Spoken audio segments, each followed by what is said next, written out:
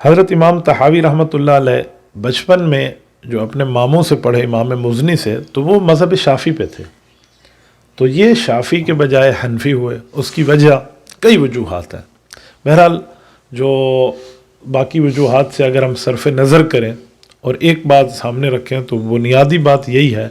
کہ ان کے جو ماموں جان تھے وہ حضرت امام اعظم ابو حنیفہ رحمۃ اللہ علیہ کی کتابیں پڑھتے، ان سے مسائل کو تلاش کرتے، ان سے استفادہ فرماتے۔ تو انہوں نے جب اپنے استاذ کو، اپنے ماموں کو، اپنے گھر کے بڑے کو دیکھا کہ وہ بھی حضرت امام اعظم ابو حنیفہ رحمۃ اللہ علیہ کی کتب سے استفادہ کرتے ہیں اور امام صاحب رحمۃ اللہ تعالیٰ علیہ کی باتوں کو لیتے بھی ہیں اور اس سے فائدہ بھی حاصل کرتے ہیں، تو میں کیوں نہ امام اعظم ابو حنیفہ کی کتابوں کو دیکھوں۔ تو جب ان نے امام اعظم ابو حنیفہ رحمۃ اللہ علیہ کی کتب سے دلائل دیکھنا شروع کیے تو ان کا رجحان امام اعظم ابو حنیفہ کی طرف ہو گیا۔ ان نے اتنے دلائل وہاں سے اکٹھے کیے، اتنے اخذ کیا کہ خود وقت کے امام بن گئے اور ان کا اس جیسا مقابلہ کرنے والا کوئی نہیں تھا۔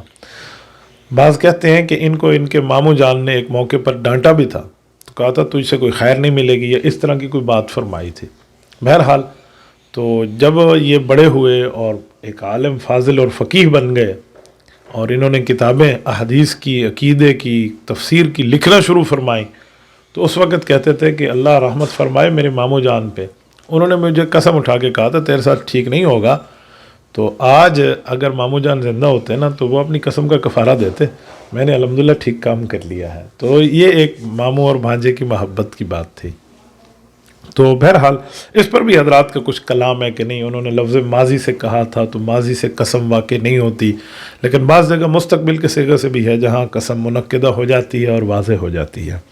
بہرحال یہ اس طرف تشریف لے آئے تھے اور حضرت امام طحاوی رحمۃ اللہ تعالیٰ علیہ کا ایک بہت زبردست احناف کے حوالے سے کام ہے، اور اس حد تک ان کا کام ہے کہ رہتی دنیا تک اس طرح کا کام نہیں پیش کیا جا سکتا۔